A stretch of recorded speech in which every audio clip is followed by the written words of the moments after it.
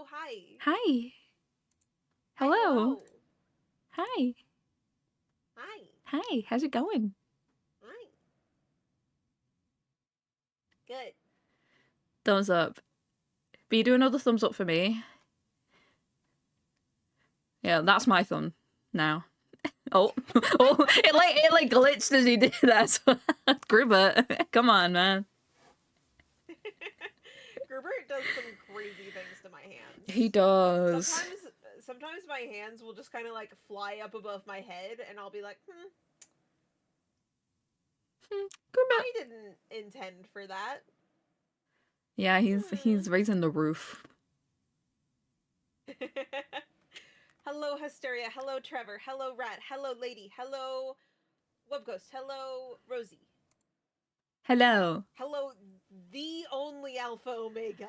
Yeah, I've been calling them only. only. I've been calling them only. I don't know, it's such a title. It really is just like a big proclamation. Some names are long, but I like the title feels like I'm supposed to like present the whole thing. Yeah. It's rude if I say only part of it. Like what are they called? Like the people who like announce nobility at the parties, you know? Mm-hmm. Now announcing the only Alpha Omega. They could hydrate. So tall. No, Charlie and I are totally the same height. Yeah. So I'm 5 foot, guys. B. I'm 5 foot real. You're adding too much to that. You are. You were oversizing yourself.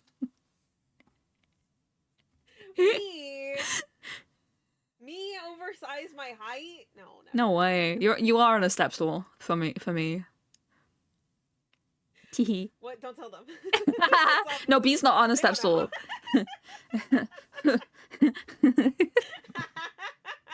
B just climbed up into my branches is all. That's how we met for the first time, actually. Yeah, it is. Mm-hmm. Wow. I really want to have joint lore video at some point. It would be really cool. It'd be cute. Because, like, we've got, like, similar vibes of being, question mark, like, years old, you know? Like, yeah. we met somewhere along the way. Yeah. I mean, I'm a tree, so the only way you could age me is by cutting me down, but don't do that. Don't do that. Someone tried it once before. It didn't work. Unfortunately, I'm still at work, so I cannot stay and tell you both how amazing you all are. Aww. How great you look today. Aww. Well, I'm glad that you stopped by. Yeah. I hope you have a good day at work. Don't work too hard. Get a rest. Get a snack when you can. Get a snack when you can. Go to the break room and minimum effort for maximum pay. Company dime. Yeah, eat a snack on company dime and piss and shit on company time. Mm-hmm. It's the important things that matter. Have your paid poop. You deserve it. Yeah. You deserve a paid poop. Yeah. Be back shortly. You gotta grab dinner. Enjoy your dinner, and thank you for the 5-stream streak. Woo! They finally put those out to like everybody now, because it was like only a few select people had it. I'm loving seeing the streaks. They're very cute. It's the streaks and the like clipper people. Like now you can have like top clippers instead of like just like top paid things. I want to do something as like a little thank you to whoever the top clipper of the month is. I know Hisa used to do like a clipping competition every month. Hell yeah, that's cute. Yeah, I like love that. something like that. Just like incentive, because like clipping, like genuinely, is one of the best ways you can support your streamer. Like genuinely, especially if they're like doing everything themselves. I thought it was everyone, but it's opt-in or something. It's opt-out if you had the option of it. Yeah. The check mark of being able to do that was not on my page until it appeared and was already checked. Yeah. Unless I'm really unobservant, and they went in and usually checked it when it previously wasn't. Yeah, I recently went through everything. and like checked out all the new stuff like before this was thing, and like I was looking at all the new tabs because they've mixed a bunch of stuff up, and it wasn't there for me. So That's fair. I'm correct about this. I think. Charlie is the dictator of knowledge here. Yeah, yeah. I'm a tree. Also, I know hi, things. Zol. I don't know if I said hi. But... Yeah, hi Zol. Hello. Oh, sorry. I need to turn off. No. Do they? Okay, my stream elements only pings for me, not you. So I was like worried that like my stream elements Samaritans thing was gonna spam you out, but it's fine. It's only on my channel. Yeah, you don't see Hazel thanking people for patting her on the head, right? No, I did, but I don't mind Hazel. Oh, okay. Yeah. I think it might be because like it's like a response to a thing rather than like a thing. Question mark? Rather than like an auto statement. Yeah. Thank you for the 5 stream streak. Is all. Yippee. Wow. Yippee. I like that they reward you with like extra channel points. It's really cute. Yeah, and like the higher it is, the more channel points you get. I think they also have like setting like a safety measure for like if you had been in a stream but then it didn't count you and like your stream streak is broke, you can be like, no, I was here, and like fix it. So. Oh, can I promo for a second? Always. Friday, lore event on Halloween. We are going to celebrate what in the Vale is known as the Crossing Festival. And so if you want to come hang out, see the first mini game that me and Rosie have completed ever. It's very cool. And other exclusives, I'm gonna draw the canon veiling forms of different chatters. Viewers who are there get to see what they are like as a veiling. I'm gonna try so hard to be there. At least I don't know how long you're going, but like you'll probably be finishing earlier than I finish up. So I'm gonna see if I can get there early. I sort of think because I do family things on Halloween. That's so fair. I take them trick or treating. We're starting a bit later than normal. I think it's when I looked at like the time, it said 3 my time.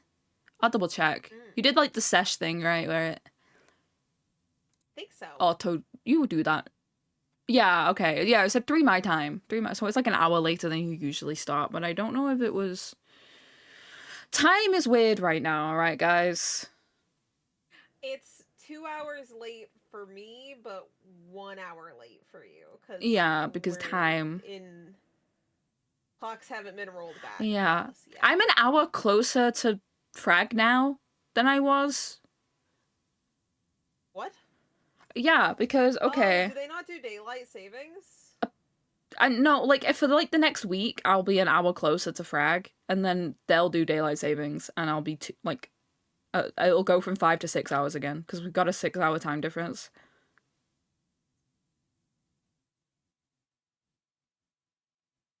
Is it the time difference shrink? I guess it is the time difference having shrunk, huh? Yeah. But, like, not real. We're not, like, any further or closer away. It's just the sun doing things. Yeah.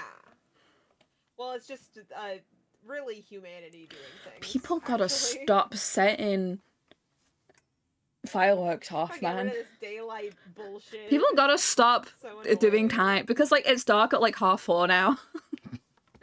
And it's like, oh, man. It's also weird because the reason I always write ET instead of EST is because ET is Eastern Time, which includes both the daylight savings version and the non-daylight savings version. While EST is just a specific time. And there are some places in North America that just use EST. They never go to EDT. They never go to daylight savings. They always are on standard time. Oh. So if you write EST, then it is confusing as to what it means. You have to write ET without the S. That's so confusing. How do they do that? Or, I don't know. Either you have to just write...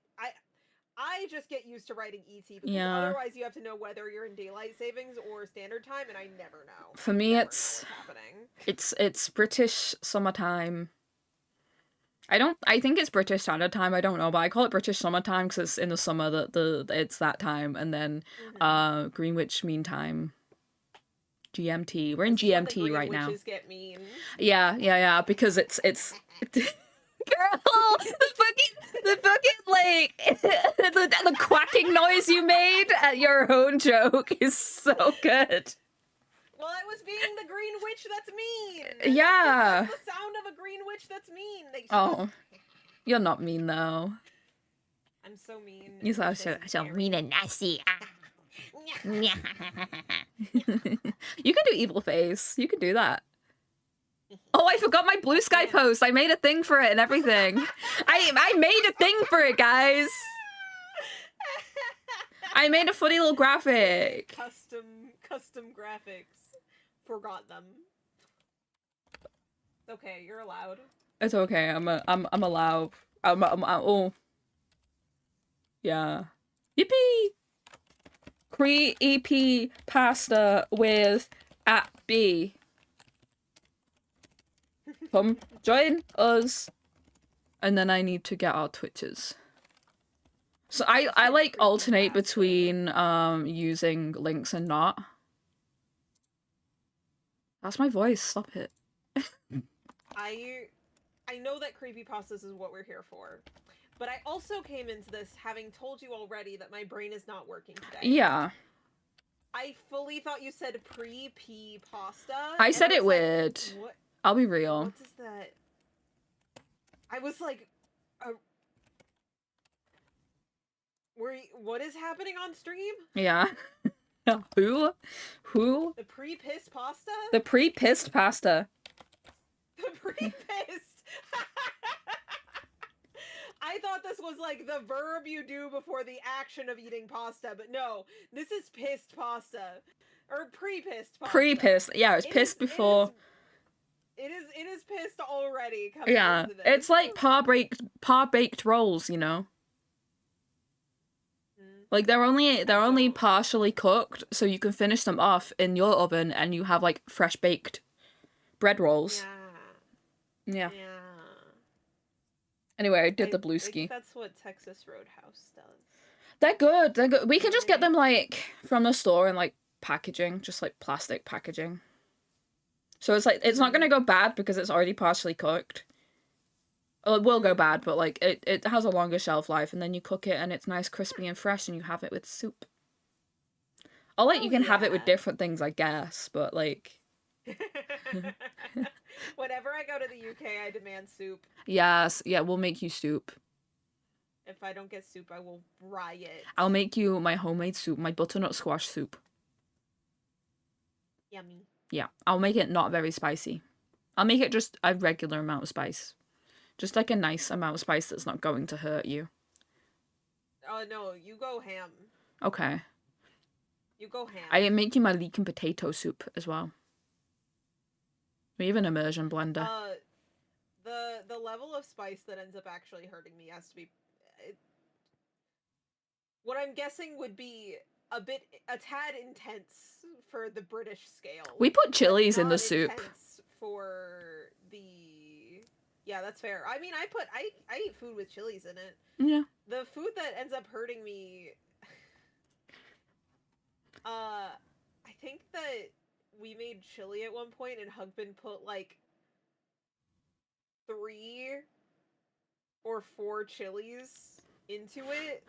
Blended fresh chilies. And then I couldn't eat it, and he felt so bad, and I was like, oh, it's okay. Oh, bless you. We have guests over, and the guests can eat it. I can go make a PB&J. It's fine. And he was like, oh, we made the food, and you can't eat the food. Oh, bless him. No, we tend to add like double cream or like sour cream to it to make it less spicy. And also it means you can eat the soup quicker because it's cooled down a little bit from you adding that, so you can just go hump. That's me chewing soup. You don't chew soup. Oh, you can, I guess. I mean, there's some kinds of soup you do. You ain't chewing our soup. We blend that. Okay. Yeah. If you do chew that soup, I'm so sorry something went wrong. Most of my soups have chunks in them because I like the texture. See, thank you for the And 5-stream streak. We don't own an immersion blender. They're like a game changer, really. They're really good. That's my plan. If my mom asks me for something for, I don't have any expectation of her getting me anything for Christmas. I'm an adult. It's fine. I'll buy you an immersion blender for Christmas. You don't gotta do that. I'm gonna buy you house appliances so you can have blended soup. I mean, I'll eat blended soup. Yeah. I'll do it. Oh, yeah.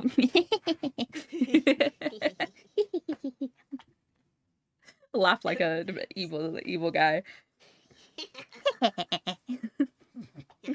Soup! Which is talking about soup. Whoa. It doesn't have children in it, I swear. Unheard of. We're the kind of witches that don't eat humans. Unless...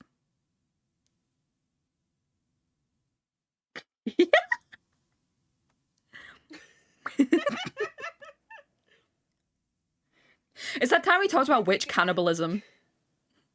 Cannibalism has been brought up way more often than I would expect in converse. Didn't we talk about cannibalism like last night? I don't remember what I'm gonna be said. so real. I don't think I was like aware of much of last night. Yeah. I was out of it. I was on 3 hours sleep, and I started talking about funny things in my school that I can't like tell on stream because it will dox my school. But like, yeah, I will say a certain school mascot. You left me off on one that I was like, I gotta go. You did. You were like, I have to leave. I'm so tired. I don't have the energy to unpack that. And then I went to bed still giggling, and me and Hugbin decided to go. We don't look at the TikToks that we've sent each other until we sit down to watch them together.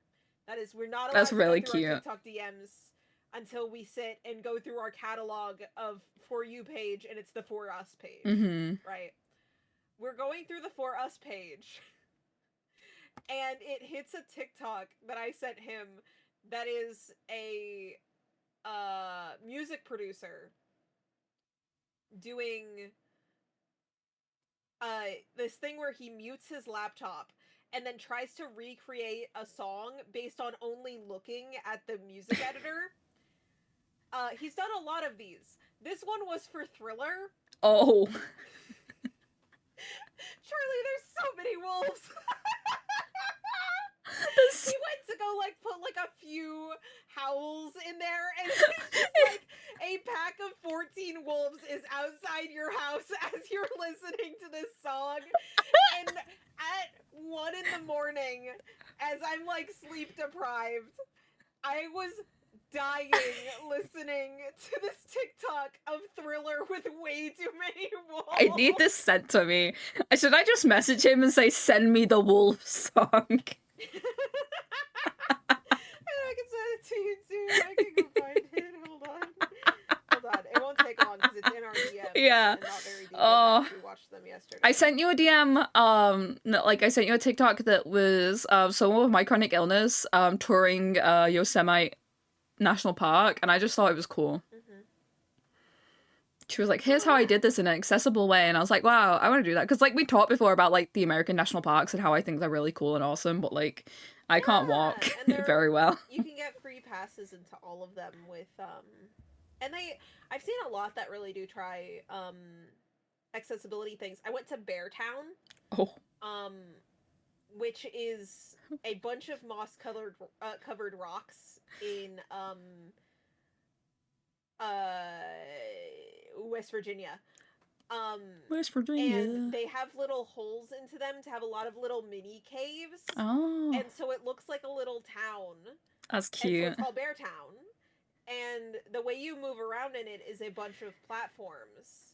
And a lot of them have stairs, but there is a specific route that is made to be wheelchair accessible. We love accessibility. You can't get down, like, actually into the rocks, but you can go, like, view them from top, from above. We love it. We love to see it. Hold on, I got the thriller with too many wolves for you. How fucking yeah. I kind of want to watch it right now. I'm gonna be real. I mean, if you wanted to, you could stream playing it. They just get to hear the audio, so and that's it. Like, so that we hear it at the same time. We hear it at the same time. Okay, how I just screen share Discord with you. 3, 2, 1, and both click play. I don't think I can. Okay, I could just screen share Discord with you. Apparently. That's gonna have me hearing myself. Oh shit. We can just 3, 2, 1. Okay. We're allowed to do that. Yeah, who's gonna stop us? I'm gonna stop my music for a second so that we can listen to I Am Sam Gibbs and his recreation of Thriller on his muted laptop. Let's hear it. Okay. Look, I think chat can hear it. Hold on. If chat can hear me, chat will be able to hear Discord. Okay, they can hear this.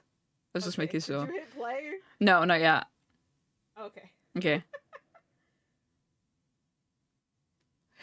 3, 2, 1, go. Why is it all? So many wolves.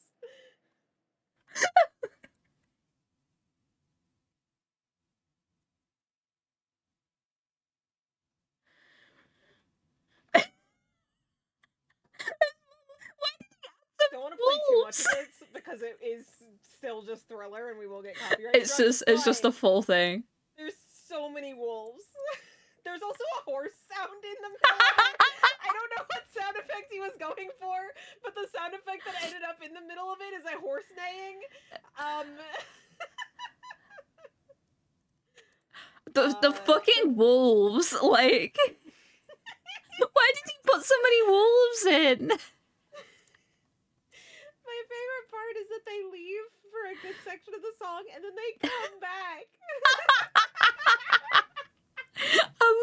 I'm gonna watch this whole thing off stream. After stream, I'm just gonna sit and watch that. Why am I so short? What do you mean? Me and Charlie are the same height. Yeah. I am 5 foot, even. B, I'm bigger than 5 foot. We don't have to mention that part. Not by much, but I am. You are taller than 5 foot. As am I. Mm-hmm. Yeah. When you're stood on my branches.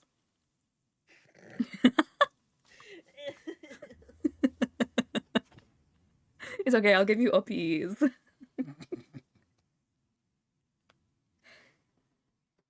You look like— no, you do not look like my hand puppet. You do not. That's a lie. These are lies being told. I gotta check just how short I am on your stream. It's not that crazy. We're bust up. Yeah. Hey, B. I look shorter on my stream than I do on your stream. I thought that. I thought that. Gonna be honest. I just make B my height, and it very much looks like she stood on something. At least there's like the benefit of the doubt when like your thighs are hidden, because like your legs could just be really long. I just have those cunty long, like... Yeah. No, the yaoi legs you drew. Yeah, well, they weren't yaoi, but... I was just thinking yaoi proportions. Yeah, but they were more long in a... Slender man way. Exaggerated Adventure Time way than a yaoi way. It was a little creepy, I'm not gonna lie, like... Yeah, it was kind of Adventure Time creepypasta. Like, that's more the vibe. Here's my Adventure Time insert. Speaking of creepypasta, we have some today. Whoa. Yeah. Pasta? Dude, I want Yeah. pasta. You want... Okay. We did make spaghetti before, but you don't like spaghetti, so I'll make you, like, something else. Okay. Yeah. Good. Cool. I'll make you, like, penne pasta with pesto. I just remembered. I need to... Hold on. I have to... I have to DM husband about dinner stuff. Pasta! Oh, we know what B's having for dinner. And I was like... dinner. Oh, no. Well, we're supposed to be making mashed potatoes and smothered pork chops. Oh, I love mashed potatoes. We're out of butter. Oh, you need butter for potatoes. Yeah.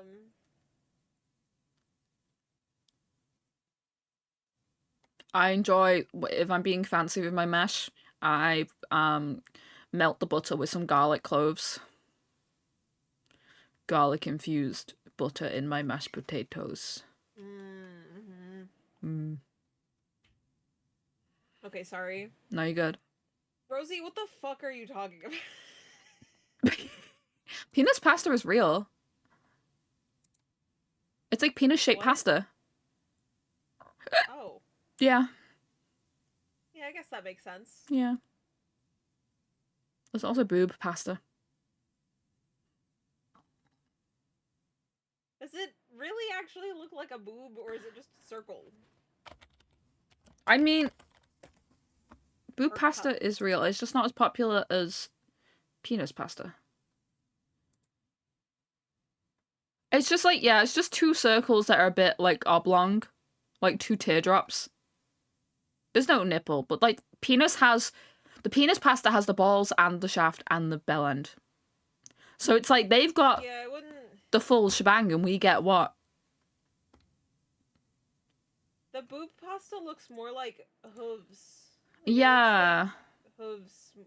They didn't put effort into that. Oh, no, there is nipples. Sorry, B. This is like a crazy, like... this is where we are now. Yeah. Hey, so... CreepyPasta's? Yeah. 5 stream streak. 5 stream streak. I've got so many today. I got 5-day stream streaks. Alright. Okay, so. Words. We have them. I'm thinking of doing maybe like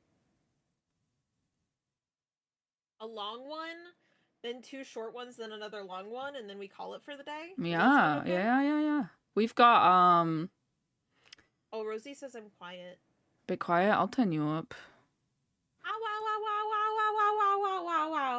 Is that better? Oh, I had like a 30-second ad break start as you started ow-ow-owing, but like sometimes, yeah, okay, so they lie about the ad breaks. Well, I think also ads aren't supposed to be served to moderators. That makes sense. Because you have turbo. Right, yeah. I always get ads. Like, I have multiple people that are moderators for me that don't have turbo and talk about never being served ads to me anymore. I'm a mod for Hisa, and like, I always get ads. Oh. Yeah. I don't know. They just hate me. I got nothing. They're haters. Alright. I do currently have 6 up. The long ones are Slenderman and the Russian Sleep Experiment. We've got Lavender Town, which is like, it says it's under a minute. Yeah, this one's short. This one's like a synopsis of a news article, it kind of looks like. Russian Sleep Experiment is, those are the two, Slenderman and Russian Sleep Experiment were the 2 we were gonna do. Then we have Herobrine, Mr. Widemouth, Candle Cove, and Lavender Town. Lavender Town Cove being so short. Did you want to start with one of the long ones?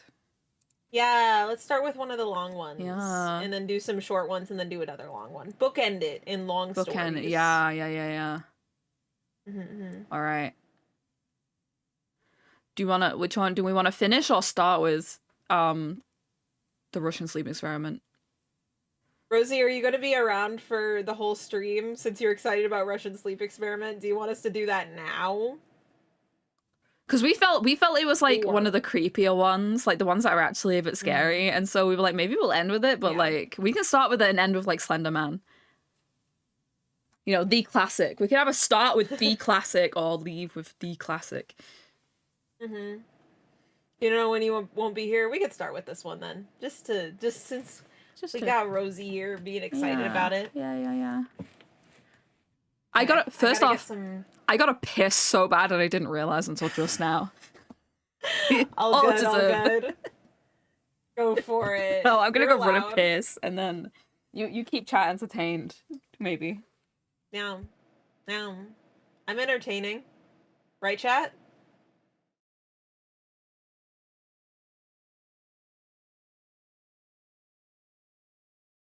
Just stare into your eyes, chat.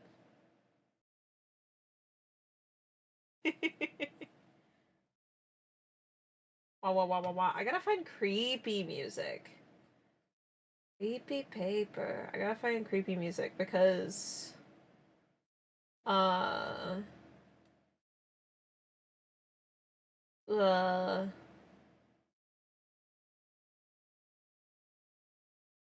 this music's not scary enough. YouTube, stop serving me AI lo-fi channels. I hate how many of these I need to put don't recommend on. It's so upsetting.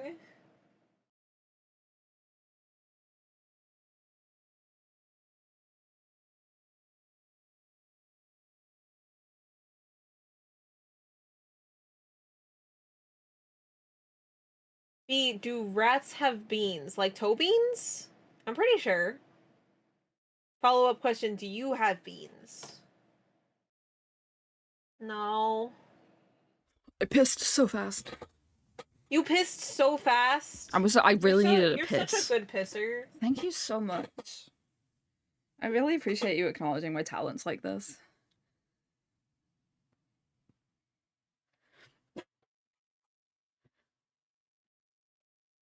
Do rats have beans? They do. They got little paws. You ever held like a rat hand? It's cute. I think I have. Yeah, they're just like really small and cute. I think most creatures have little paw pads if they have little claws. And they run on all fours. Unless you have hooves. I think you either have hooves or paws. Or just straight up hands. Looking at you, monkeys. You just got straight up hands. Yeah, they do. Dude, I hurt my shoulder this week. Oh no. You want to hear the dumb... Well, it wasn't really hurt too bad. It's not like an injury, but like my arm has been sore all week. I want to hear how you did it. Me and Hugman played catch. We played catch for so long that my arm was sore. Okay. I was like, how hard did he throw at you? That's really cute. Oh. No, catch is so fun. Like, actually, genuinely. We also tried... we tried to do catch, but using ping pong paddles and a ping pong ball. That doesn't... The most we got back and forth without it falling was 3. Well, the goal's for it not to hit the ground. Yeah, I mean, you do that with badminton. Also in badminton. Yeah. I just... But like, it's like high-intensity tennis you were doing. Yeah, high-intensity table tennis. It was juggling table tennis, which is just badminton but using the wrong equipment. Yeah. So, yeah. I think you would enjoy badminton, mostly because I enjoy badminton. If I had the ability to do any sport, it would be badminton. The only sport I know that I will never play is pickleball because I hate it out of spite. Isn't that the one where you just hit it against a wall? No, it's just fucking. They made tennis, but with a wiffle ball, basically. Oh. But not a It's wiffle bat? yeah. You still use it.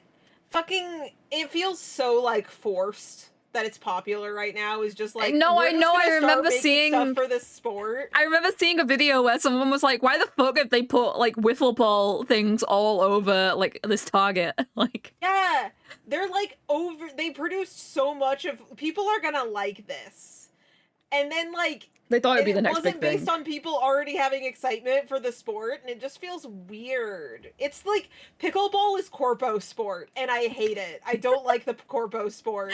I already don't like sports. Don't put the corpo sport I want to near me. play badminton with an average man's shuttlecock, alright? I don't want none of this big wig wiffle ball. Fuck pickleball. Fuck pickleball. There's no pickles. No pickles. This is false advertising. This is bread and butter pickleball. It exists for the purpose of making old people feel relevant. They've got what the shuffle game. Shuffleboard. Yeah, it's We get only cancelled big for for hating old on people. wiffle ball. I think wiffle ball's still something else. It's pickleball is the because I think Sorry, wiffle just sounds a funny word that I can't get out of my head. yeah Pickleball. it's it uses a small wiffle ball as its thing. They also I have they made like specifically pickleball themed. I don't remember what brand it was. No, it's table tennis for Someone someone made on a big pickleball. court. This is what it looks like. It's if someone took table tennis and put it on a tennis court. It looks stupid. Yeah. All No, these it's dumb. people, it's like it's either old people genuinely playing, like when I looked it up on like images, it's either old people genuinely playing or very staged youths. Yeah. Play badminton like a proper person. Dude, why did we didn't need to there's so many hit ball back and forth sports. We don't need one that's gonna make a bunch of people consumerism buy a bunch of different equipment than the You stuff need they the already different have. color balls, B. You need all the colors It's and so all the colored different. It's bats, so paddles. different. Oh my god. Yeah. Anyway, creepypastas. CreepyPasta time. Babyr, hello! You just got here in time for first Hello. story. First pasta that is creepy to be read. The first creepypasta of the season. Okay. We ready? Yeah. Russian researchers. Sorry, we just started. Hold on. Reset. It's Hold okay. on. Like, we just started, so it's not an issue. It's not even real. Russian researchers in the late 1940s kept 5 people awake for 15 days using an experimental gas-based stimulant. They were kept in a sealed environment to carefully monitor their oxygen intake so the gas didn't kill them, since it was toxic in high concentrations. This was before closed-circuit cameras, so they only had microphones and 5-inch thick glass porthole-sized windows into the chamber to monitor them. The chamber was stocked with books, cots to sleep on, but no bedding, running water, and a toilet, and enough dried food to last all 5 for over a month. The test subjects were political prisoners deemed enemies of the state during World War II. Everything was fine for the first 5 days. The subjects hardly complained, having been promised falsely that they would be freed if they submitted to the test, and did not sleep for 30 days. Their conversations and activities were monitored, and it was noted that they continued to talk about increasingly traumatic incidents in their past, and the general tone of their conversations took on a darker aspect after the 4-day mark. After 5 days, they started to complain about the circumstances and events that led them to where they were, and started to demonstrate severe paranoia. They stopped talking to each other and began alternately whispering to the microphones and one-way mirrored portholes. Oddly, they all seemed to think they could win the trust of the experimenters by turning on their comrades, the other subjects in captivity with them. At first, the researchers suspected this was an effect of the gas itself. After 9 days, the first of them started screaming. He ran the length of the chamber, repeatedly yelling at the top of his lungs for 3 hours straight. He continued attempting to scream, but was only able to produce occasional squeaks. The researchers postulated that he had physically torn his vocal cords. The most surprising thing about his behavior is how the other captives reacted to it. Or rather, didn't react to it. Jesus, Fred. Fucking hell.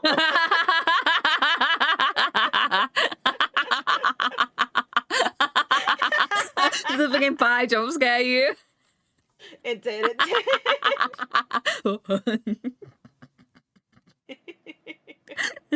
Hi, Fred. Hello, Fred. Hello, hi. Hello, hi. It's not my fault. It's not. It's not. It's alright, it was funny. Good. It was funny. It was funny, haha. Mm-hmm.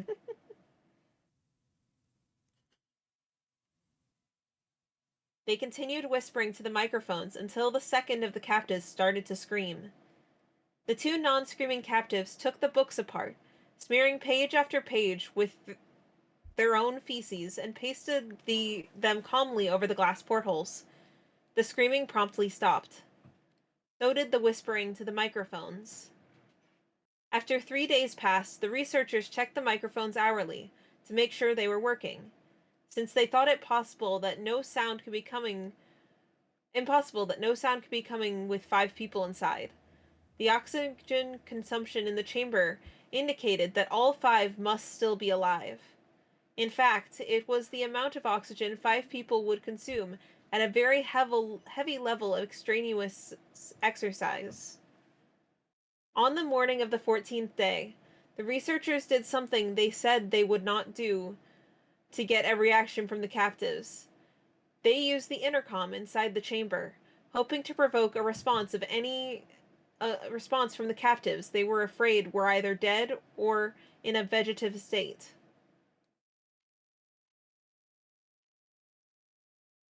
They announced, "We are opening the chamber to test the microphones. Step away from the door and lie flat on the floor or you will be shot. Compliance will earn one of you your immediate freedom." To their surprise, they heard a single phrase in a calm voice response. "We no longer want to be freed." Debate broke out among the researchers and the military forces funding the research. Unable to provoke any more responses using the intercom, it was finally decided to open the chamber at midnight on the 15th day. The chamber was flushed of the stimulants and filled with fresh air, and immediately voices from the microphone began to object. 3 different voices began begging, as if pleading for the life of a loved one, to turn the gas back on. The chamber was opened, and the soldiers sent in to retrieve the test subjects. They began to scream louder than ever, and so did the soldiers when they saw what was inside. 4 of the 5 subjects were still alive, although no one could rightly call the state that any of them was in life. The food rations past day 5 had not been so much as touched. There were chunks of meat from the dead test subjects' thighs and chests stuffed into the drain in the center of the chamber, blocking the drain, allowing 4 inches of water to accumulate on the floor. Precisely how much water on the floor was actually blood was never determined. All 4 surviving test subjects also had large portions of muscle and skin torn away from their bodies. The destruction of flesh and exposed bone on their fingertips indicated that the wounds were inflicted by hand, not with teeth as the researchers initially thought. Closer examination of the position and angles of the wounds indicated that most, if not all of them, were self-inflicted. The abdominal organs below the rib cage of all 4 test subjects had been removed. While the heart, lungs, and diaphragm remained in place, the skin and most of the muscles attached to the ribs had been ripped off, exposing the lungs through the rib cage. Ew. I'm just here like so like, ooh. I love that I'm just saying this so seriously, and yeah. I keep seeing you like, ooh, bad.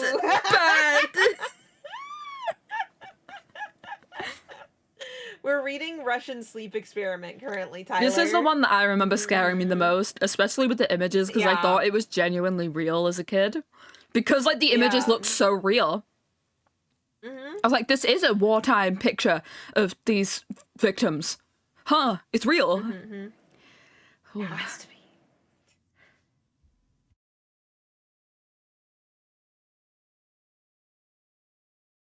All of the blood vessels and organs remained intact. They had just been taken out and laid on the floor, fanning out around the eviscerated, but still living bodies of the subjects. The digestive tract of the 4 could be seen to be working, digesting food. It quickly became apparent that what they were digesting was their own flesh, and that they had ripped off and eaten over the course of days. Most of the soldiers were Russian special operatives at the facility, but still many refused to return to the chamber to remove the test subjects. They continued to scream to be left in the chamber, and alternately begged and demanded that the gas be turned back on, lest they fall asleep. To everyone's surprise, the test subjects put up a fierce fight in the process of being removed from the chamber. One of the Russian soldiers died from having his throat ripped out, another gravely injured by having... Whoa. Whoa! Oh! By having an artery in his leg severed by one of the subject's teeth.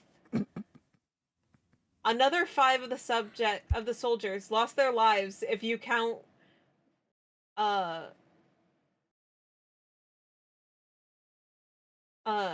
in the struggle.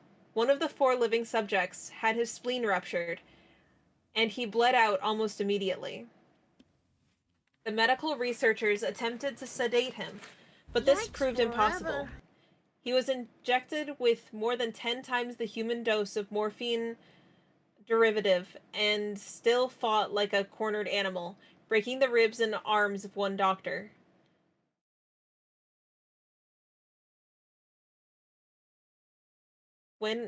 This is not spelled. This is the grammatical. This is definitely something that wasn't proofread. Yeah, I will say, I feel like this one would hit harder if it was presented like an SCP. Definitely. Like, if it was written dialogue SCP between like doctors and stuff. Yeah, and like the series, rather than like spooky story writing, something about it being like in a very serious journal that's as if it was like actual records put down. It would definitely hit as an SCP. Record, it hits harder for me personally. Holy fuck, we're like halfway through this. Okay. I can take up some of it if you need me to. If you would like to. I'm on meds for my throat now, so. Oh, okay, some of it is not actually the story. It's like the origins of the story. Okay. Well, do you want to read the other half of this? Oh yeah, let me figure out where we were because I looked away. Okay. When the heart was seen to beat for a full 2 minutes after he bled out, to the point there was more air in his vascular system than blood. Even after it stopped, he continued to scream and flail for another 3 minutes, struggling to attack anyone in reach, and just repeating the word more over and over, weaker and weaker, until he finally fell silent. The surviving 3 test subjects were heavily restrained and moved to a medical facility. The 2 with intact vocal cords continuously begging for the gas, demanding to be kept awake. The most injured of the 3 was taken to the only surgical operating room that the facility had. In the process of preparing the subject to have his organs placed back within his body, it was found that he was effectively immune to the sedative they had given him to prepare him for surgery. He fought furiously against his restraints when the anaesthetist gas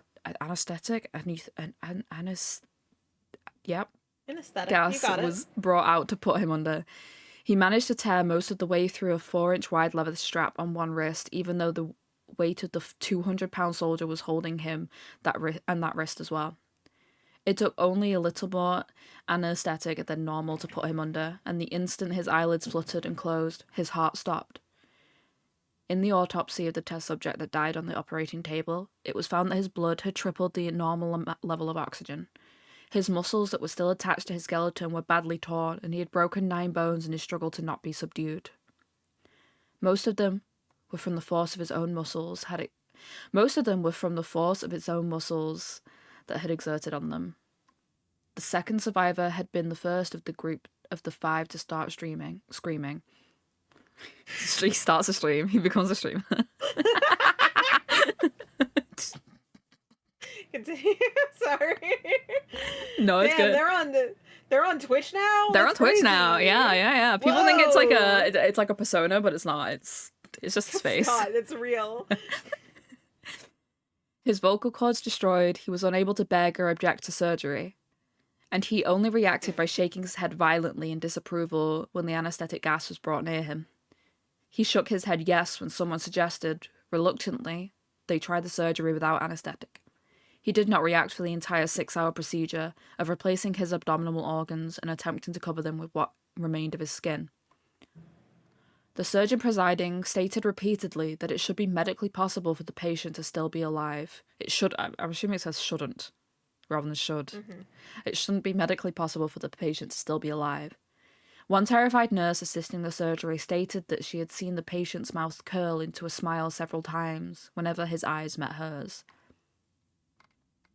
When the surgery ended, the subject looked at the surgeon and began to wheeze loudly, attempting to talk while struggling. Assuming this must be something of a drastic importance, the surgeon had a pen and pad fetched so the patient could write his message. It was simple.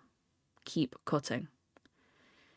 The other 2 test subjects were given the same surgery, both without anaesthetic as well.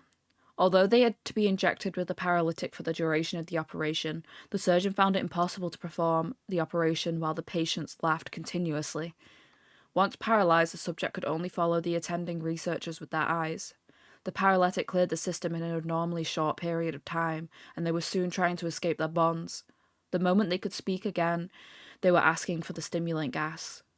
The researchers tried asking why they had injured themselves, why they had ripped out their own guts, and why they wanted to be given the gas again. Only one response was given: I must remain awake. All 3 subjects' restraints were reinforced, and they were placed back into the chamber awaiting determination as to what should be done to them. The researchers, facing the wrath of their military benefactors for having failed the stated goals of their project, considered euthanizing the surviving subjects. The commanding officer, a former KGB agent, instead saw potential, and he wanted to see what would happen if they were put back on the gas. The researchers strongly objected, but were overruled. In preparation for being sealed in the chamber again, the subjects were connected to an EEG monitor and had their restraints padded for long-term confinement. To everyone's surprise, all 3 stopped struggling the moment it was let slip that they were going back on the gas. It was obvious that at this point, all 3 were putting up a great struggle to stay awake. One of the subjects that could speak was humming loudly and continuously. The mute subject was straining his legs against the leather bonds with all his might, first left, then right, then left again, for something to focus on. The remaining subject was holding his head off his pillow and blinking rapidly. Having been the first to be wired for an EEG, most of the researchers were monitoring his brainwaves in surprise. They were normal most of the time, but sometimes flatlined inexplicitly. It looked as if he were repeatedly suffering from brain death, before returning to normal. As they focused on paper scrolling out the brainwave monitors Only one nurse saw his eyes slip shut at the same moment his head hit the pillow. His brainwaves immediately changed to that of deep sleep, then flatlined for the last time as his heart simultaneously stopped. The only remaining subject that could speak started screaming to be sealed in now. His brainwaves showed the same flat lines as one who had just died falling asleep. The commander gave the order to seal the chamber with both subjects inside, as well as 3 researchers. One of the named 3 immediately drew his gun and shot the commander point blank between the eyes, then turned the gun on the mute subject and blew his brains out as well. He pointed his gun at the remaining subject, still restrained to the bed, as the remaining members of the medical and research team fled the room. "I won't be locked in here with these things. Not with you," he screamed at the man strapped onto the table. "What are you?" he demanded. "I must know." The subject smiled. Do you want to voice the subject? Have you forgotten so easily? The subject asked. We are you. We are the madness that lurks within you all, begging to be freed at the moment in your deepest animal mind. We are what you hide from in your beds every night. We are what you sedate into silence and paralysis when you go to the nocturnal haven where we cannot tread. The researcher paused, then aimed at the subject's heart and fired. The EEG flatlined as the subject weakly choked out. So nearly. Creepy! Woo! And this is appearance and origins. This is talking about like the pictures and like where the story started from and stuff. We don't need to know all that. That's not the story. That's how the story was made. But yeah, no, it was really creepy to read as a kid. And like, I think especially for me, it was like the images. Like I said, a lot of the SCPs didn't really like, the actual stories themselves didn't really scare me that much. It was like the images that came with them. But I fear a woman talking to me like that would work on me. Oh yeah, my it is that was a little bit more sexy woman voice. It was a little bit sultry, but it's okay, you're allowed. It was giving like a little bit of like supernatural, you know? You're an entity that will possess me. I'm just too sexy. Too sexy.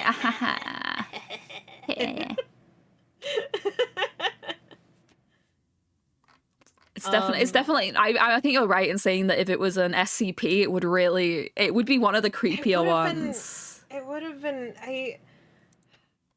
I will say, after reading one of these, it just makes me want to read SCPs. It's like they're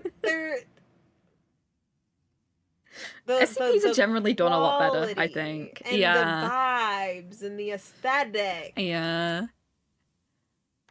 The formatting. The grammar. Yeah. These are definitely like living in like the 2010s, like. And then I saw a ghost, and the ghost scare. Whoa. Yeah. Or like those like bad 2-sentence horror stories that are just bad grammar. The ghost took my bum hole. Took my bum hole. Rosie, you're too fucking funny. That's too scary. Sure. Get out of here. Charlie was in the middle of reading, and I kept seeing Rosie's messages and just trying so hard to be silent. You couldn't help it. What's wrong with the 2010s? Nothing.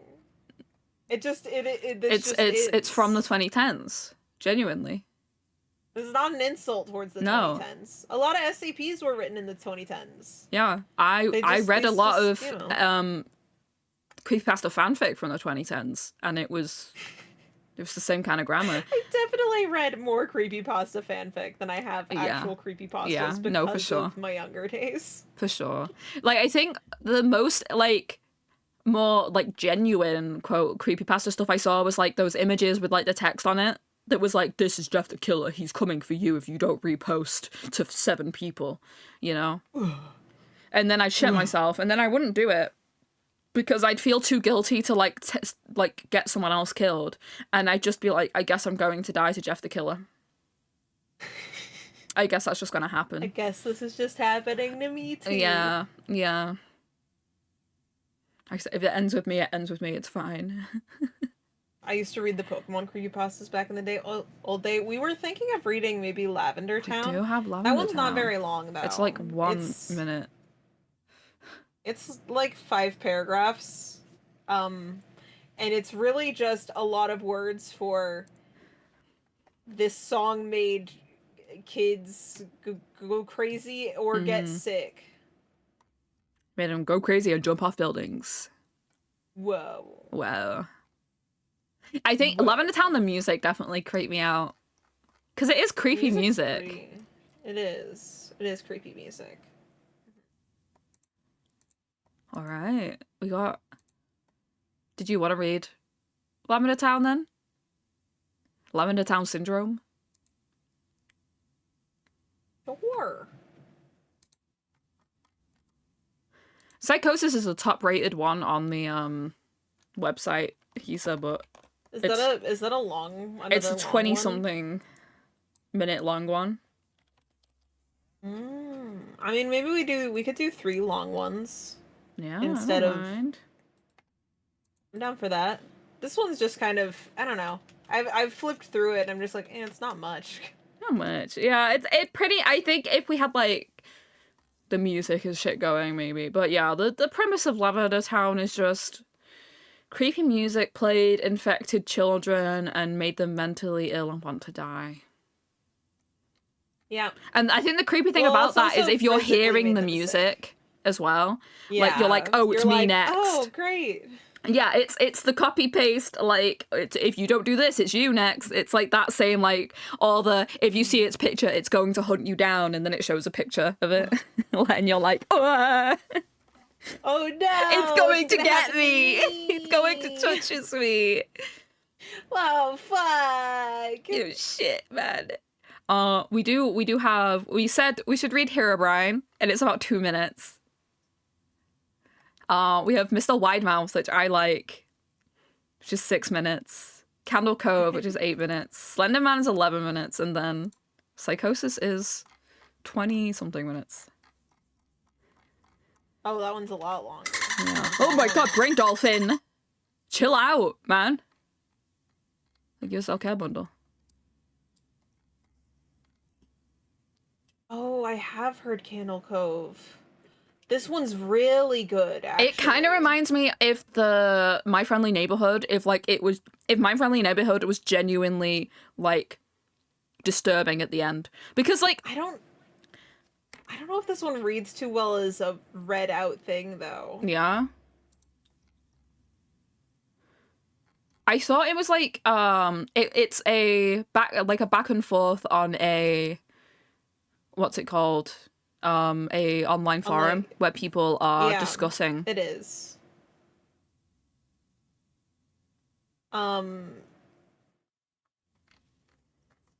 it kind of gives me the vibes of like if like My Friendly Neighborhood was actually fucked up, like, and not just a bit sad, you know. Mm-hmm. But we can always skip that one. I'm just down to read it. I just was looking at all these back and forths, and I didn't know if that would come across really well when I'm reading it. I mean, we can like usernames. Yeah, we can like be the users' voices. Like a bit more like an exchange. There's like 5 of them. Yeah. There's like 5 of them. There's 5 of them. Confusing to go back and forth. Make up individual characters. Make them in The Sims. I'm down to try to read this though. Yeah, it's one of my more favorite ones. What?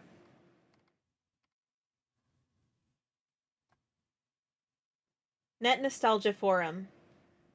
Subject: television. Local. Sky Shale 033. Subject: Candle Cove's local kids show. Does anyone remember this kids show? It was called Candle Cove, and I must have been 6 or 7. I never found reference to it anywhere, so I think it was a local station around 1971 or 1972. I lived in Ironton at the time.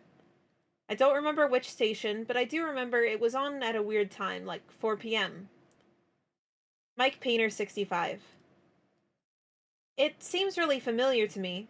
I grew up outside of Ashland and was 9 years old in 72. Candle Cove. Was it about pirates? I remember a pirate marionette at the mouth of a cave talking to a little girl. Skyshale. Yes, okay, I'm not crazy. I remember Pirate Percy. I was always kind of scared of him.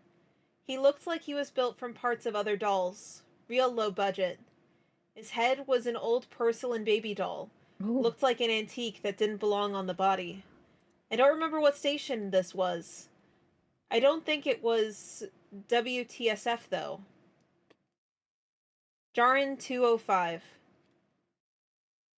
Sorry to resurrect this old thread, but I know exactly what show you mean, Skyshale.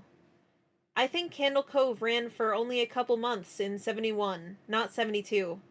I was 12, and I watched it a few times with my brother. It was Channel 58, whatever station that was. My mom would let me switch to it after the news. Let me see what I remember. It took place in Candle Cove, and it was about a little girl who imagined herself to be friends with pirates. The pirate ship was called the Laughingstock, and Pirate Percy wasn't a very good pirate because he got scared too easily. And there was calliope music constantly playing. I don't remember the girl's name.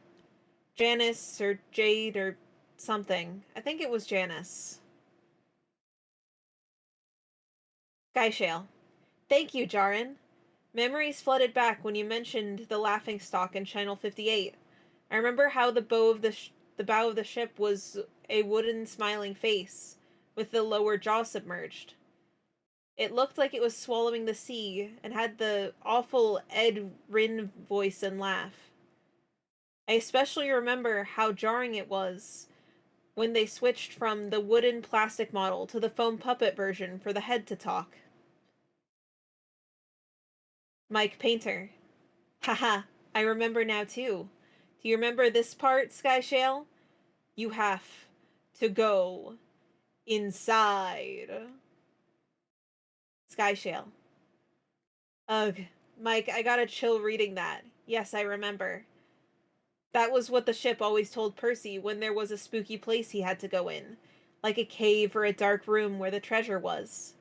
And the camera would push in on Laughingstock's face, with each pause. You have to go inside. With his 2 eyes askew, and that flopping foam jaw, and the fishing line that opened and closed. Ugh, it looked so cheap and awful.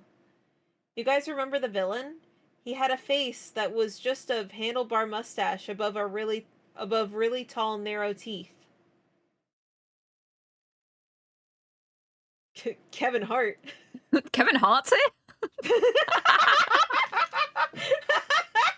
Whoa, he's in Candle Cove forums? Yeah, I guess so. Hi, Kevin Hart. Yeah.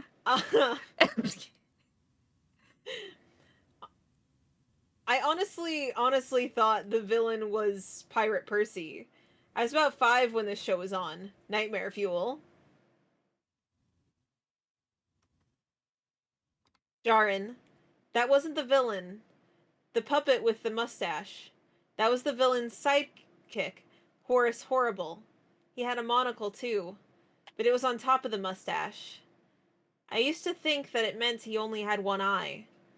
But yeah, the villain was another marionette, the Skin Taker. I can't believe they would let us watch that back then. Kevin Hart. I'm gonna change this character's name because I can't take it seriously when I'm now Heaven Cart.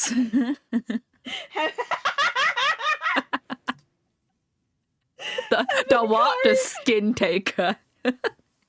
Heaven Cart talking about the skin taker. Yeah. Heaven Cart, guys. Heaven Cart. Jesus H. I feel like I'm so good.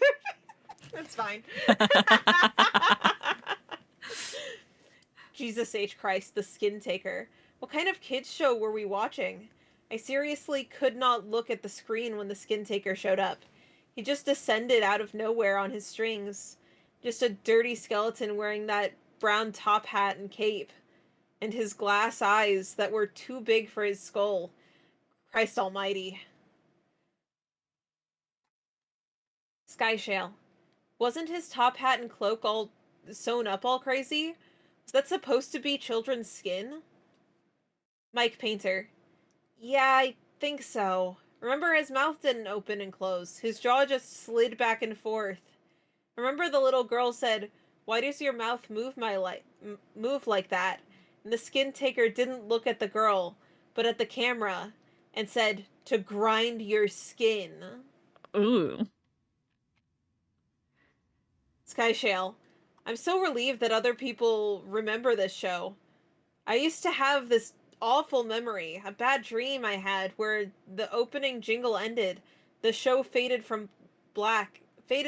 in from black, and all the characters were there, but the camera was just cutting to each of their faces, and they were just screaming. And the puppets and marionettes were flailing spastically, and just all screaming, screaming. The girl was just moaning and crying like she had been through hours of this. I woke up many times from that nightmare. I used to wet the bed when I had it. Evan Cart. I don't think that was a dream. I remember that. I remember that was an episode. Skyshale.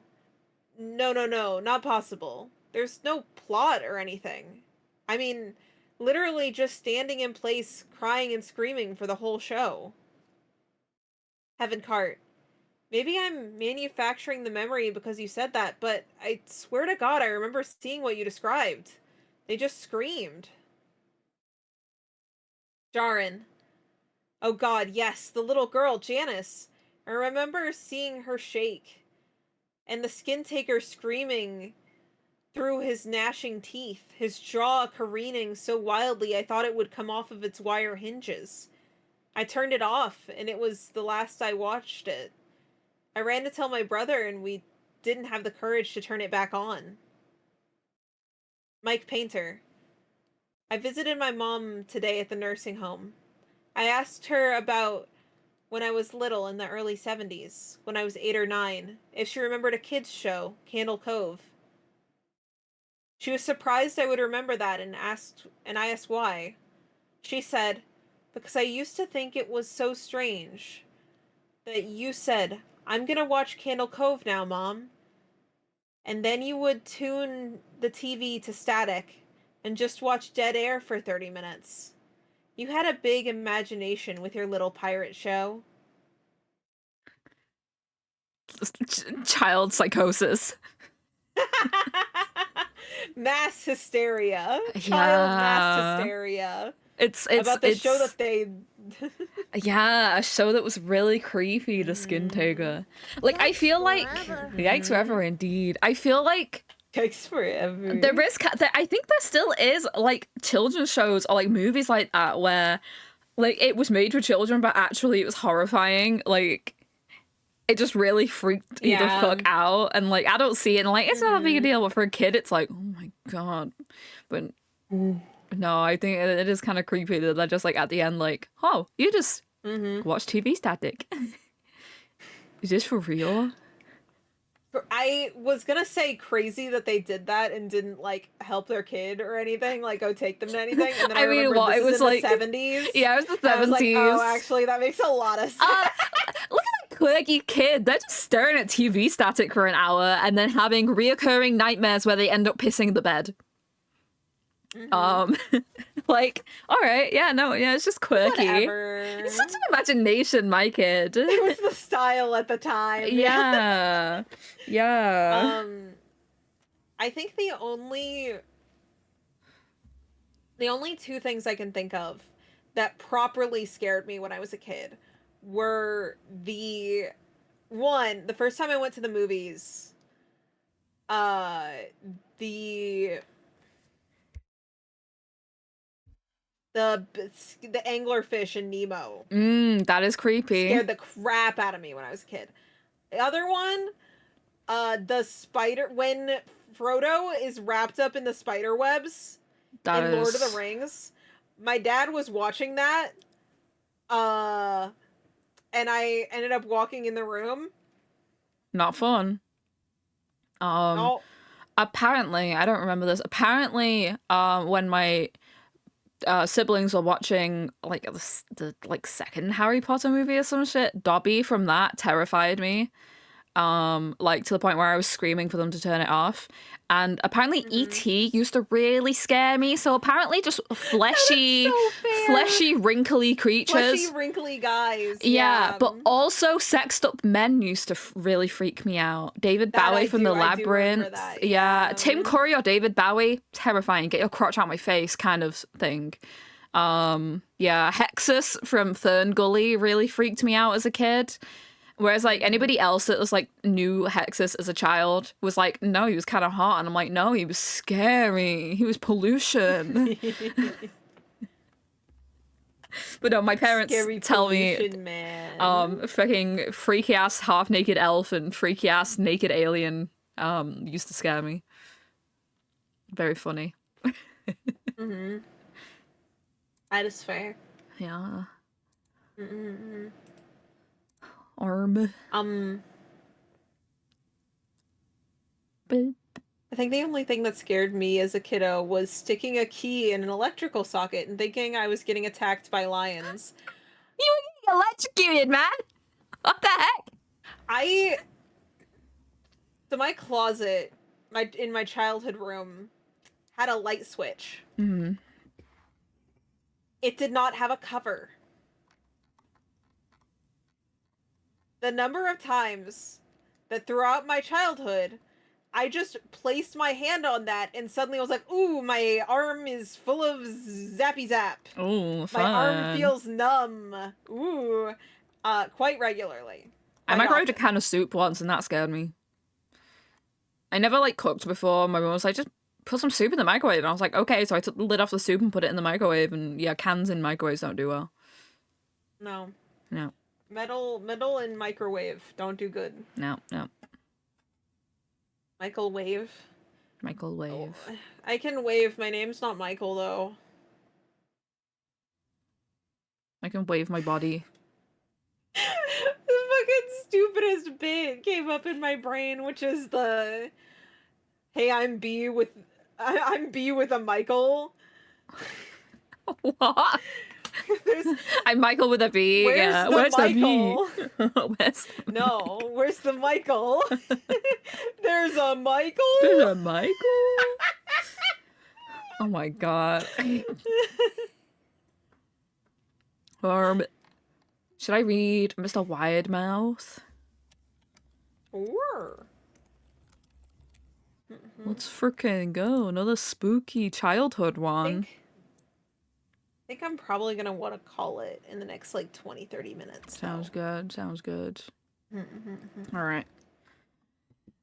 During my childhood, my family was like a drop of water in a vast river, never remaining in one location for long. We settled in Rhode Island when I was 8, and there we remained until I went to college in Colorado Springs. Most of my memories are rooted in Rhode Island, but there are fragments in the attic of my brain which belongs to the various homes we had lived in when I was much younger. Most of these memories are unclear and pointless, chasing after another boy in the backyard of a house in North Carolina, trying to build a raft to float on the creek behind the apartments we rented in Pennsylvania, and so on. There is one set of memories which remains clear as glass, as though they were just made yesterday. I often wonder whether these memories are simply lucid dreams produced by long sickness I experienced that spring, but in my heart, I know they are real. We were living in a house just outside the bustling metropolis of New Vineyard, Maine. Population 643. It was a large structure, especially for a family of 3. There were a number of rooms there that I didn't see in the 5 months we resided there. In some ways, it was a waste of space, but it was the only house on the market at the time, at least within an hour's commute to my father's place at work.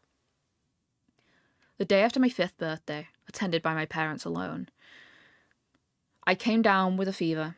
The doctor said I had is it just mono? You guys shorten it to mono. Mononucleosis. Yeah. Yeah. It's usually just called mono. Yeah. I told you that I had at one point that I was concerned I had mono, or I would get mono, right? Okay, we call it something else. But yeah. I think I believe so. What do you call it? We call it just glandular fever. Oh. Yeah.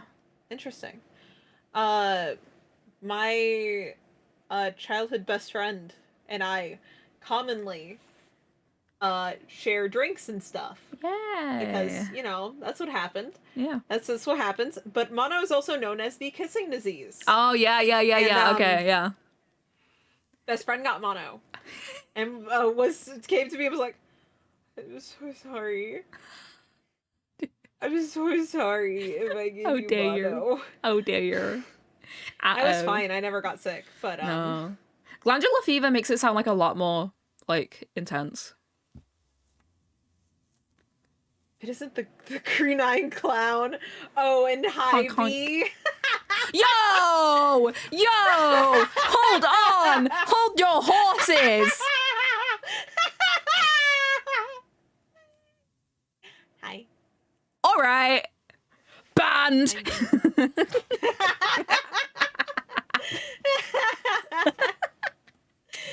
Get out of here. Get out of here. Get out of here.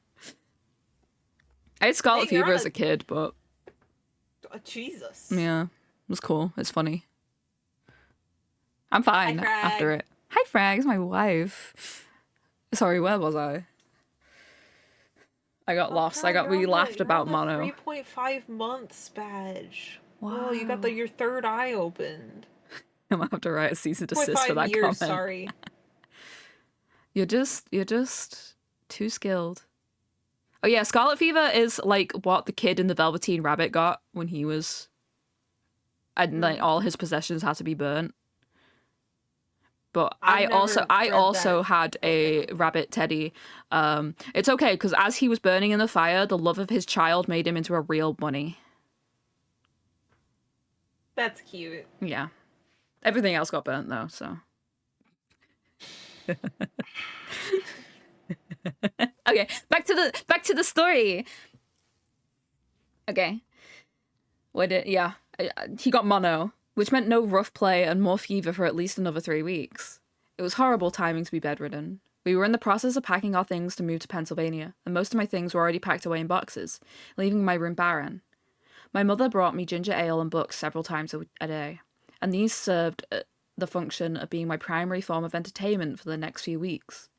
Boredom always loomed just around the corner, waiting to rear its ugly head and compound my misery. I don't exactly recall how I met Mr. Widemouth. I think it was about a week after I was diagnosed with mono. My first memory of the small creature was asking him if he had a name. He told me to call him Mr. Widemouth, because his mouth was large. Yep. In fact, everything about him was large in comparison to his body. His head, his eyes, his crooked ears, but his mouth was by far the largest. You look kind of like a Furby, I said as he flipped through one of my books.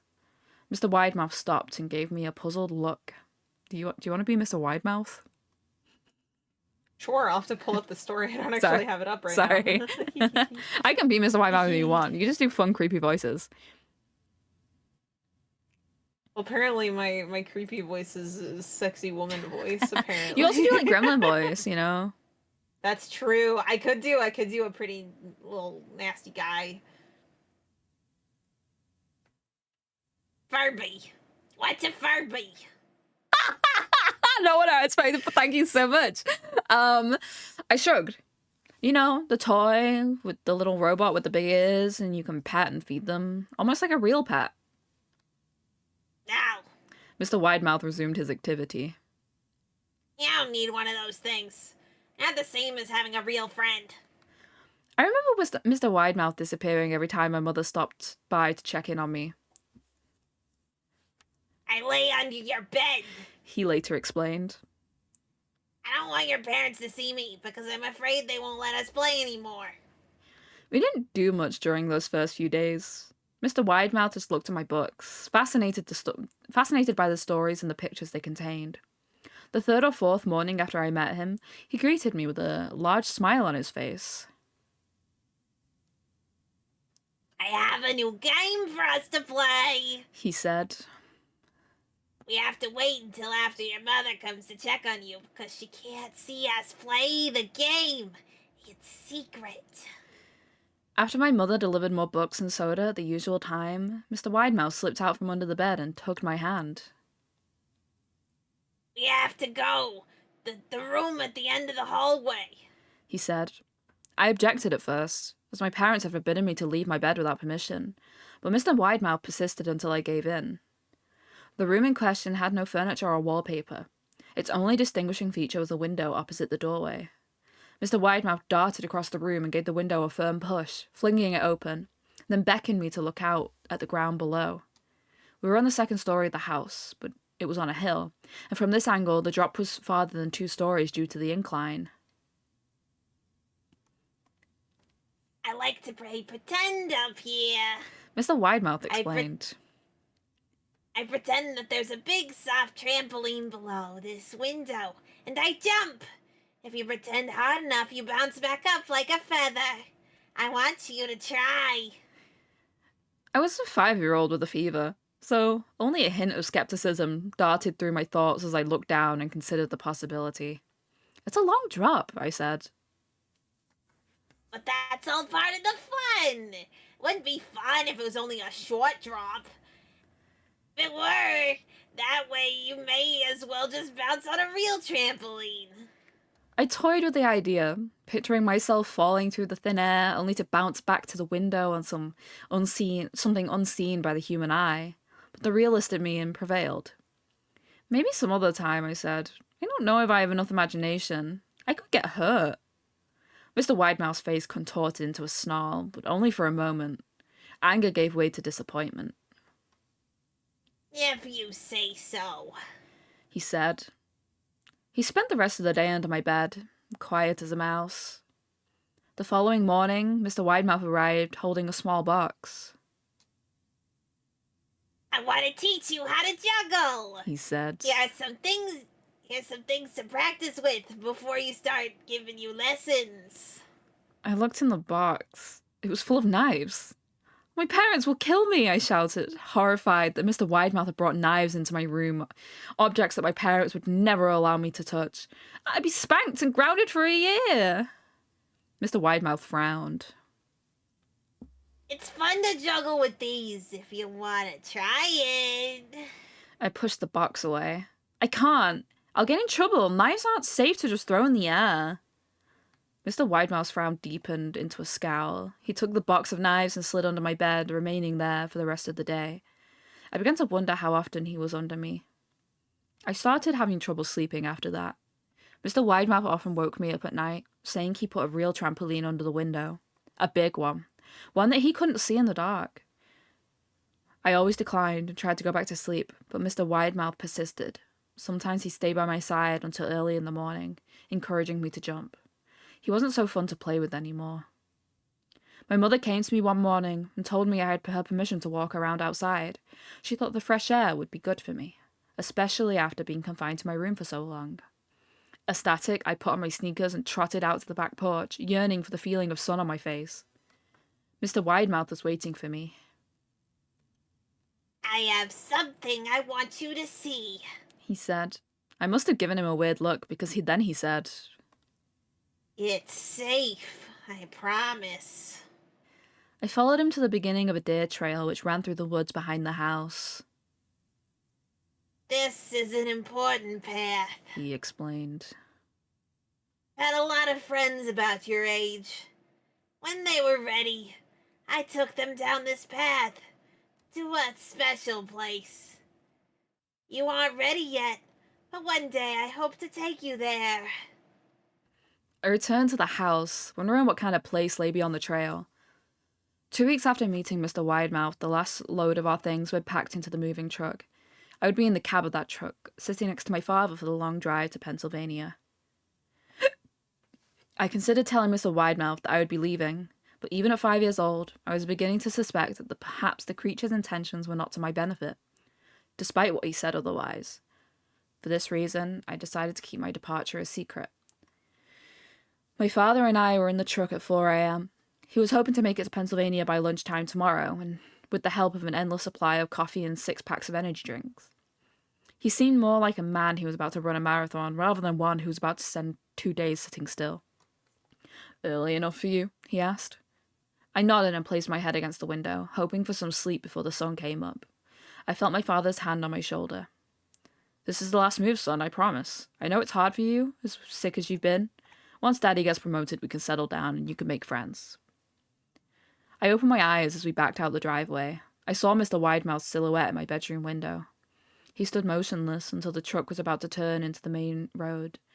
He gave a pitiful little wave goodbye, steak knife in hand. I didn't wave back. "Oh, you little freak over there. You little creep." "Love you." I looked over and went, "Oh." Love you too. Years later, I returned to New Vineyard. The piece of our land our house stood upon was empty except for the foundation. The house had burned down a few years after my family left. Out of curiosity, I followed the deer trail that Mr. Widemouth had shown me. Part of me expected him to jump out from behind a tree and scare the living bejesus out of me. But I felt that Mr. Widemouth was gone, somehow tied to the house that no longer existed. The trail ended at the New Vineyard Memorial Cemetery. I noticed that many of the tombstones belonged to children. The end. Mr. Widemouth, you little freak. He's a little freak. You little child-murdering freak. I was getting in character. You were. It was a little bit creepy to be like, "Hey." Like, he's like a freaking like entity bound to that house that is killing the children of that house. It's giving Coraline vibes, you know? A little bit. Oh, absolutely. Yeah. Very creepy. I like it just because of the way it ends, of like, oh, I got out of the situation, and you see like, oh, this is like, it's not like confirmed, but like obviously the path that he's taking you on that leads to a cemetery full of children's tombs feels like he's you know, could be something, maybe, but definitely Coraline vibes. And saying that you weren't ready like they were is like, yeah. I've had other children friends before, and they went down that path once they proved themselves to me, you know. Also, it's tying in with him having like a fever for 2 weeks kind of thing, of like him being sick and like not quite with it. Yeah, I really like ones where it's like, oh, well, it could just be like sickness, it could be like something else going on. And then like at the end it's like, yeah. Fucking Over the Garden Wall has a thing like that. Yeah. It just really subverts it, where you're like, oh, it was all fake in the end, huh? Like, it was just like a fever dream. Then you're like, no, it's real, actually. What if it wasn't? What if it wasn't? Oh. How much do you think you got left in you, B? One more? One more? I could do one more. Yeah. Which one you feeling?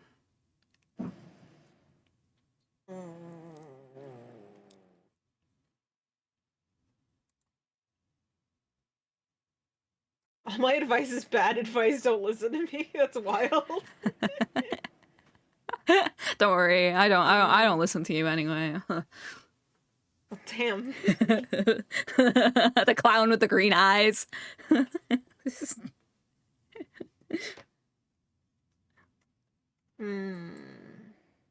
I know Teaser's suggestion was the very long one. Yeah, that one's long. That's a, maybe I'll read it and like upload it as a video rather than a stream. We do it in one take here. Yeah. I don't know. We had Herobrine and Slenderman were like the other ones. Hairbrand's like really short though, right? Hairbrand's like 2 minutes, it says.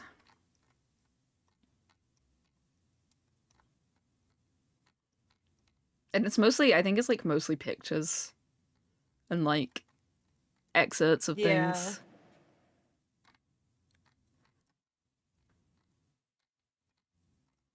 You're stalked in Minecraft. Whoa, in Minecraft. We can read the Slenderman one and split it between us. I'm down. I'm down for Slenderman. Let me make sure I send you the one that I've got, because there's like multiple Slenderman ones on this website, and I think this is the original one because it's the 2010 one. Whoa.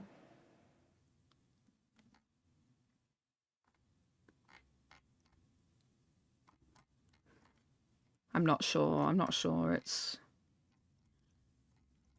again, we were looking at this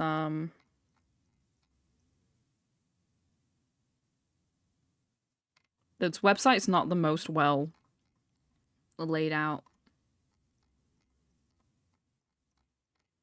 Oh, the whole section of CreepyPasta story being just, it's one block of text. There are not paragraphs on it. That's crazy. That's a lot of... Let me find, like, the actual, like, out loud. Because I sent that one and then it looked worse. I read it last night and I was like, it makes sense. And no. Last night I wasn't with it, actually.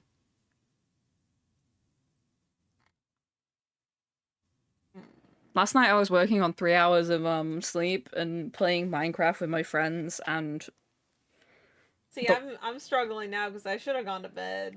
I was having a good time hanging out, but like I've been so tired all day today. We went late. Maybe we can look at starting earlier for girls' night. Also doesn't help that like time is skewed a little bit for us right now. Yeah, I mean we hung out for like 5 or 6 hours. Yeah. It's just a bit.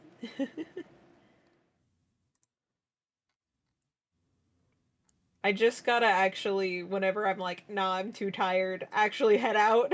Yeah. Instead of being like, oh, I'll keep trying. I'll keep hanging out. It's fine. I want to spend time with them. I just gotta go. Guys, I'm EP. I'm EP. I'm tired. Bye. I'm out of here. Okay, this one is a Slenderman-esque one that isn't just like the fanficification of Slenderman. The tall man. Because all the Slenderman stuff I know of is the game. I don't think I've ever actually read anything of this Slenderman. One's written as if it's like someone telling you the story of like the time they saw Slenderman. Whoa. And it's short. It's 3 minutes. Okay. Yeah. Do you want me to read it? Yeah. Yeah. I know of an old Romanian fairy tale, highly unpopular even in its earliest iterations. It might be based on a particular event, or perhaps it is an extrapolation from existing Slenderman stories. The translation I'm most familiar with goes a bit like this. Once upon a time, there were twin girls, Stella and Serena. They were brave little girls and had no fear of the dark, nor of spiders and other crawling things. Where other young ladies and even young boys would cower, Stella and Serena would walk with their heads held high. They were good girls, obedient to their mother and father, and to the word of God. They were the best children a mother could ask for, and it was their undoing. One day, Stella and Serena were out with their mother gathering berries from the forest. Their mother bid them stay close to her, and they listened, as they were good children. The day was bright and clear, and even as they walked closer to the center of the forest, the light barely dimmed. It was nearly as bright as noon when they found the tall man. The tall man in a clearing, dressed as a nobleman, all in black. Shadows lay over him, dark as cloudy midnight. He had many arms, all long and boneless as snakes, all sharp as swords, and they writhed like worms on nails. He did not speak, but made his intention known. Their mother tried not to listen, but she could no more disobey the tall man than she could forget how to breathe. She walked into the clearing, her daughters shortly behind her.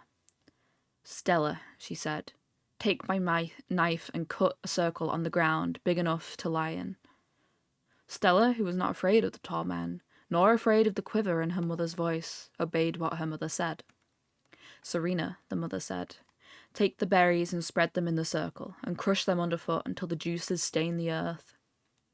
Though Serena wondered why her mother asked her to do such a thing, she obeyed, because she was a good girl.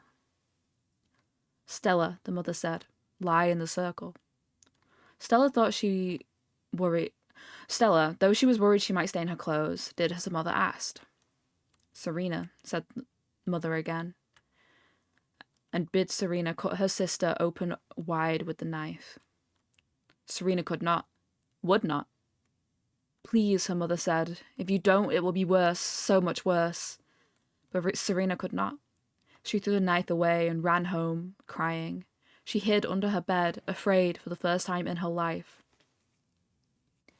She waited until her father came home from the fields and told him of the terrible things she had found in the woods. Her father comforted her and told her she would be safe. He went to the woods, his axe in hand, and as he commanded, she stayed by the hearth, waiting for his return. After some time, she fell asleep. When she woke, it was next to the sound of knocking on her door at the darkest hour of the night. Who's there? She said. It's your father, the knocker said. I don't believe you, said Serena. It's your sister, the knocker said. It cannot be, said Serena. I am your mother, said the knocker, and I told you it would be worse. And the door, locked tight before her father left, fell open as if it had been left ajar, and her mother stepped in. Her father's head clutched in one bloody hand.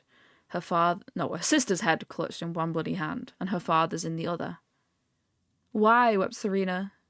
Because, said her mother, there is no reward for goodness. There is no respite for faith. There is nothing but cold steel teeth and scourging fire for all of us. And it's coming for you now.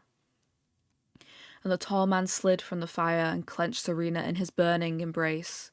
And that was the end of her. Whoa. That does sound like an old, folklorish fairy tale where it's like, well, yeah, everything bad happened.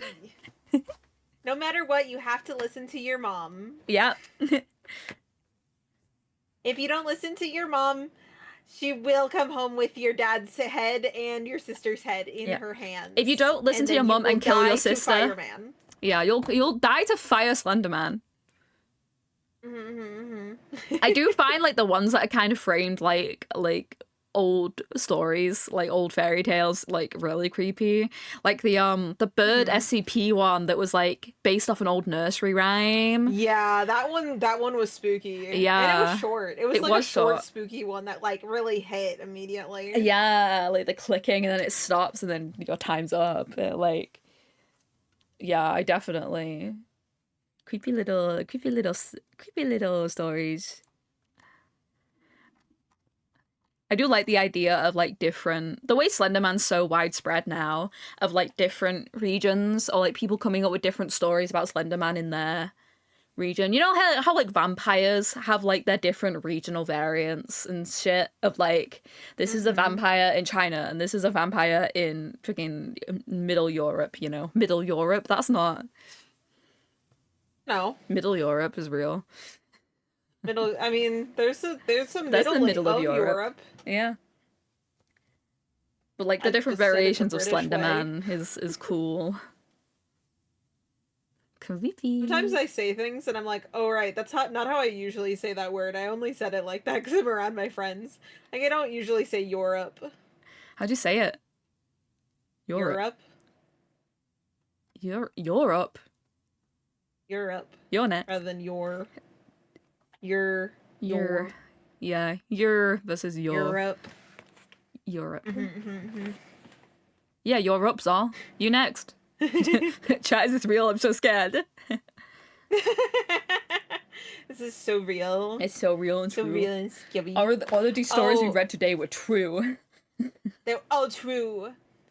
Also, just for you guys, I did in fact move Hazel on purpose so that you guys could see her when you patted her head. Ah, I made sure she was sat in a spot where neither me or Charlie would be covering her up for her head pats. I'm gonna come pat her head. Hold on. I'm coming.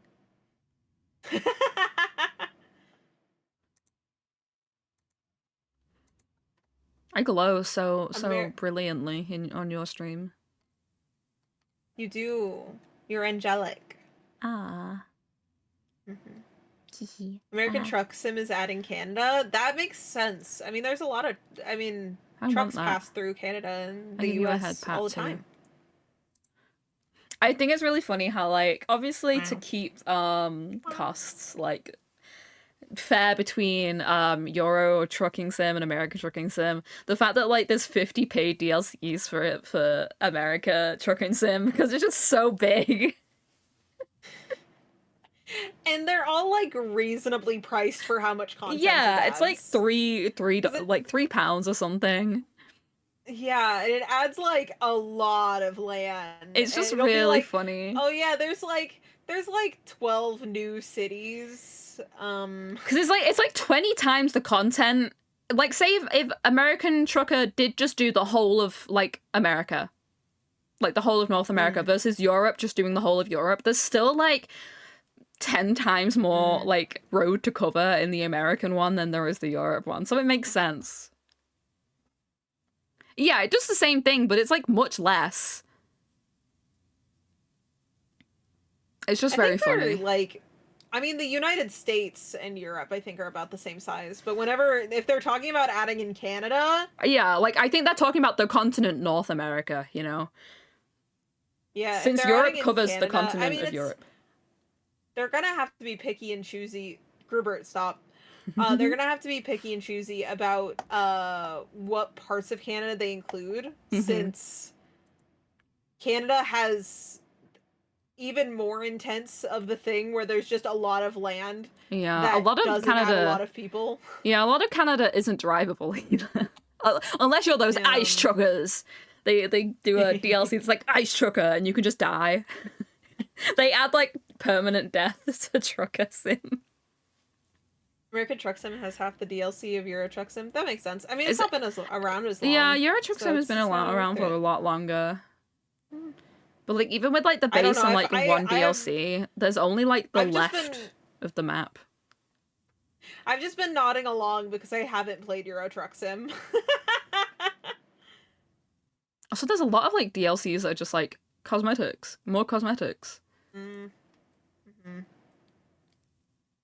Yeah. I will say, props to them. Their cosmetic DLCs are like $1. Yeah, I got a Christmas truck. Cosmetics, which is like, whoa, shush. My browser just started making noise. I got a Christmas truck for mine. I don't think I ever have gotten any of the cosmetic DLCs. I think I did for Euro Truck, not for American Truck.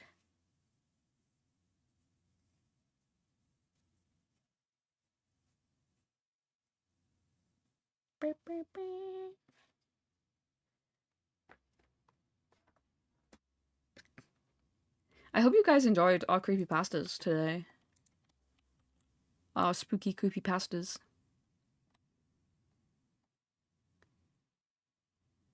Ice Road Trucker DLC, it'll be the Christmas event all the time. It's just snow. Snow and ice and skidding on the roads. You gotta control your vehicle real intensely. I'm gonna go as fast as possible and never touch the brake.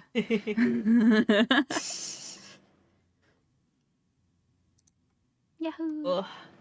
I think though, this is a good spot to call it here. Yeah, a good place to wrap it up. Yeah. When are you streaming next, Charlie? Tomorrow with Mumstar. Whoa! We're gonna do some Bean Boozle, and then I'm gonna make her play FNAF. Hell yeah! Yay! When are you streaming That sounds next? like it's gonna be so much fun. It will be. I'm gonna stream on Thursday. It's just gonna be a little commission work stream. But then Friday, that's the important one. Friday, lore event. It's gonna be so exciting. You wanna see me draw your veiling? Be there on Friday. I'm gonna try and be there so hard. I'd be like, family, ignore this American talking in the background. He's just here. But it's the Crossing Festival. Just exist here now. The Crossing Festival. It's here. Yeah, almost. Okay. It's ramping up. You know. It's ramping up.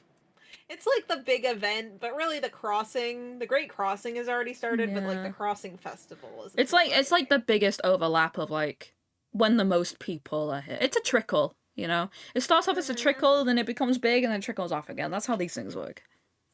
Yeah, I mean, it's like some souls want to try to go through early to beat the traffic, and some people procrastinate. It's not quite safe yet, so whatever. Yeah. It's a bit of extra work. Lore. We'll be. I'm the thinking Blue Sky of having. Coast. Hell yeah. He's Crossing Festival lore event. Mm-hmm. I'm thinking of planning like larger festivals for future years, but I don't know. And it's just been like a little thing. This is the first year that the veil's been available. Like, this is the first time you've revealed it to the world, and the first time it's been available. Yeah, I bet. Yeah. I meant that pun. Yeah, but no, it's every year it'll get bigger and bigger. Yeah. Hope you make good food for it. Hell yeah. Hell yeah, hell yeah. Hell yeah. Okay. We want to head out? Yeah, I'm good to just wrap it up if you are. Me too. Thank you for reading CreepyPasta's with me today. I think it'd be good to just call it. I'm gonna go like lie down, I think. Go lie down. Have a good rest. Yeah. Thank you everyone for hanging out. Yeah, it was so much fun. And again, big thank you to B for reading these with me. Of course. You can always call on me to hang out. always. I like your reading voice. It's fun. Thank you. Thank you for allowing me to use my little gremlin voice. I fucking love your Mr. Widemouth voice over here. Hey, why don't you come to my graveyard, huh? Why don't you jump on the trampoline? It's an invisible trampoline, but it's fun. It's just an invisible trampoline, but it's totally there. Do you want to juggle some knives? It was a little World of Warcraft goblin, I think, as one of the main. He lives in New Jersey before. Like, he's lived in New Jersey, for sure. Yeah. Sounds like Beetlejuice. That is also. That it's in the vicinity of it. Yeah. Okay. All right. You ready to head out? Yeah. Let's wrap it up. Okay. See you Wednesday and Thursday, guys. Bye bye. See you Wednesday and Thursday. Bye. Bye bye. Bye bye.